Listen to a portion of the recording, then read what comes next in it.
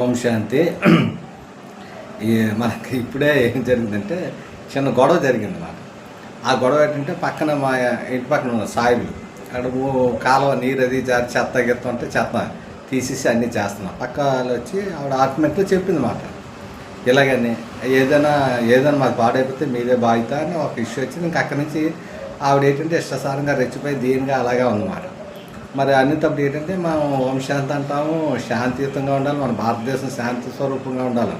ఇలాగేంటంటే మనం ఫస్ట్ నుంచి భారతదేశం తెలియక అమాయకంగా ఏంటంటే శాంతి అనుకొని మన దేశాన్ని ఏంటంటే ఆక్రమించేసుకొని మన రాజ్యాన్ని మొత్తం పాడు చేసి అందరూ కూడా మన వాళ్ళందరినీ బానిస చేస్తారు. అటు ఎప్పుడు అలెగ్జాండర్ ఏంటి మన మహమ్మద్ గజనీ నుంచి అలాగనమాట భారతదేశం పుణ్యం. కానీ చివరిలోకి వచ్చేటప్పుడు కూడా కృష్ణుడు ఎంత శాంతిగా ఉన్నప్పుడు యుద్ధాన్ని ప్రకటించాడు. యుద్ధం చెయ్యాలి. యుద్ధం చెప్పకపోతే మాత్రం ధర్మధర్మం తెలియదు అనమాట.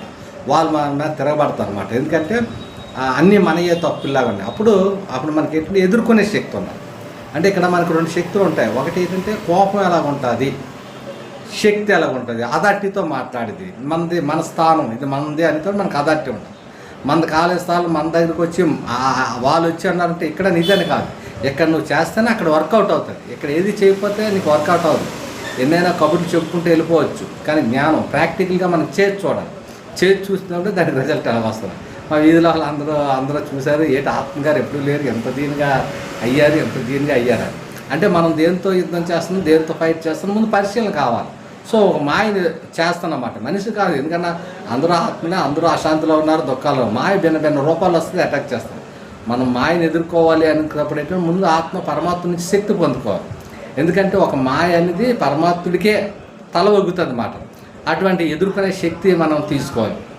ఆ విధంగా ఏంటంటే మనం ఆత్మ స్థైర్యంగా ఉంటే అప్పుడు వీళ్ళందరూ వచ్చారు, చేశారు, ఇవన్నీ చేశారు. లేకపోతే ఏంటంటే నిజంగా మనలో ఒక భూతం అనేది ప్రవేశిస్తే అది ఎలా ఉంటుందంటే ఒక డిఫరెంట్గా ఉంటుంది, తెలిసిపోతుంది మనకి ఎలాగ ఉంటుంది అన్నమాట.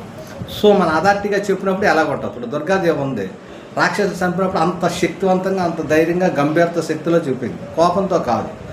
అంటే కోపాన్ని శక్తి. అందుకే మన భారతదేశం ఏంటంటే అంత గొప్పది కనుక ప్రతిదానికి కూడా ఎదుర్కొనే శక్తి ఉంది కనుక ఎవరైనా సరే తప్పు అయినప్పుడు ఏంటంటే తిరగబడాలి, చెయ్యాలి. ఇప్పుడు ఏంటంటే శాంతి అనేది ఏంటంటే ఇప్పుడు వైట్ డ్రెస్లు వేసుకొని తెల్ల బట్టలు వేసుకుంటే శాంతి కాదు. శాంతి అనేది ఆత్మ సంబంధించింది. శాంతి అనేది ఆత్మ సంబంధించి. ప్రతి ఆత్మకి శాంతి కావాలంట.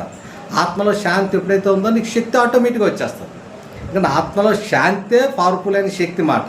అందుకేంటి మనం తెల్ల బట్టలు వేసుకొని తిని మళ్ళీ కోపాలు వచ్చేస్తున్నట్టు ఇదే ఉంది కదా. అంటే వస్త్రానికి దీనికి సంబంధం లేదు. అందుకు ప్రతి ఒక్కరికి ఇది ఒక చిన్న మెసేజ్ అన్నమాట.